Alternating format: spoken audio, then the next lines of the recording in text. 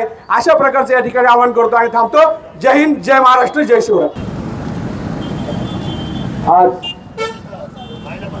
जुन्नर तालुक्याच्या मावशी तमाम जनतेच्या अतिशय जिव्हाळ्याच्या आणि खरं पाहिलं तर अतिशय संवेदनशील अशा विषयावरती आपल्या जुन्नर तालुक्याचे माजी आमदार आणि खऱ्या अर्थाने सर्वसामान्य माणसाच्या भावना त्या व्यक्तीला आपला माणूस त्यांची उपाधी आहे की बाबा आपला माणूस आपल्यासाठी आपल्या सर्वसामान्य जनतेसाठी एका खूप अशा ज्वलंत विषयासाठी आज या ठिकाणी आंदोलनाला बसलेले आहेत.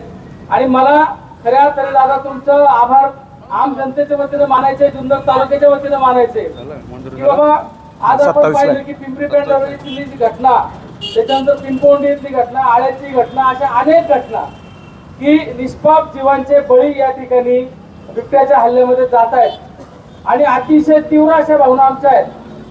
मग मला ह्या ठिकाणी आवर्जून बोलायचं की बाबा शेतकरी आपण म्हणतो, पण बिबट्या काय तुम्हाला शेतकरी म्हणून फरक करत नाहीये. शेतकरी असेल, व्यापारी असेल किंवा कोणी असेल, जो बिबट्याच्या प्रभावाखाली आहे त्या प्रत्येक व्यक्तीला त्याच्यापासून धोका आहे. आणि म्हणून मला सर्वसामान्य जनतेच्या वतीनं प्रशासनाला विनंती करायची आहे की अजून किती बळी तुम्ही जाऊ देणार आहात, अजून किती लोकांचे, निष्पाप लोकांचे बळी तुम्हाला पाहिजे, किती लोकांना तुम्हाला या ठिकाणी बिबट्याच्या हल्ल्यामध्ये बळी गेलेला पाहिजे. कारण आम्ही दादा तुम्ही पाहिलं, आम्ही राहायला सुद्धा मळ्याचे. वैयक्तिक माझ्या कुटुंबावर आलेली घटना, शेततळ्यावरती माझा मुलगा गेलाय मोटर चालू करायला आणि लाईट व्यवस्थित नाही म्हणून तिथं बसलाय, तर बिबट्याने जी उडी मारली तर ती त्याच्या खांद्यापासून बाजूला, तो पोरगा कमीत कमी 1.5 ते 2 तास घरी आला, त्याला बोलता येत होतं. माझा बारका पोरगा वेदांत, हे आमच्या स्वतःच्या घरात घडलेली घटना आहे. मला सांगायचं काय की तो तळ्याला पाणी प्यायला आला होता, हे पोरग रात्रीचं गेलं, शिंदे साहेब अंदाज नाही आला, परंतु तिथे गेलं तर बिबट्याने जी उडी मारली खालून तर त्या सलग बाजूने गेली.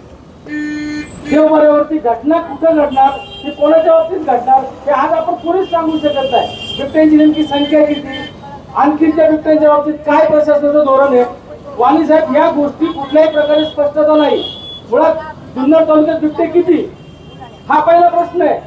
त्याच्यामध्ये जे बिबटे आज मनुष्यवध करतायत त्याची संख्या किती, आणि या सगळ्या गोष्टीचा विचार जर आज प्रामाणिकपणे केला तर आज जुन्नर तालुक्याच्या प्रत्येक नागरिकाला बिबट्यापासून निश्चितपणे धोका आहे. मग तुम्ही हे बिबटे पकडणार, इकडे तिकडे नेऊन सोडणार, ते परत त्या ठिकाणी येणार आणि परत तो त्रास करणार.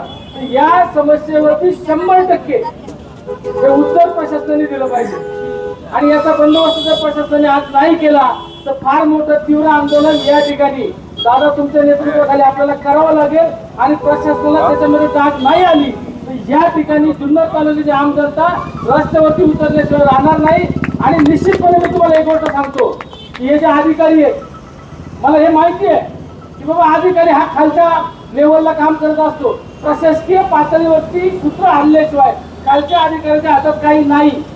कायदे जर पाहिले तर निश्चितपणे हा विषय दादा मंत्रालय लेवल पासून सुटला पाहिजे. हा आपण खालच्या लेवलला नुसतं फक्त अधिकाऱ्यांच्या वरती टाकलं तर चालणार नाही, तर मंत्रालय लेवल पासून मुख्यमंत्री महोदयांकडे तुमचं चांगलं उठणं बसणं आहे. माझी विनंती आपल्याला आहे की संबंधित वन मंत्री असतील किंवा संबंधित जे काही मंत्रिमंडळ असेल, या मंत्रिमंडळामध्ये हा जुन्नर तालुक्याचा विषय तुमच्या मार्फत चर्चेला जावा. आणि मी सगळ्या नागरिकांना विनंती करतो की शरददादांच्या या आंदोलनाला आपल्या घरातला प्रश्न म्हणून सगळ्यांनी फार जोरात पाठिंबा द्यावा. आम्ही दादा तुमच्या सोबत आहोत. वेळ पडली या ठिकाणी रस्त्यावर उतरायला तयार आहोत, वेळ पडली अजून तुम्ही काय सांगाल ते करायला तयार आहोत, पण आमच्या निष्पाप नागरिकांचे बळी या ठिकाणी इथून पुढे जाता कामा नये. आणि हीच मी आपल्याला विनंती करून थांबतो. जय हिंद, जय महाराष्ट्र. यांच्या पाठीशी खंबीरपणा आहे.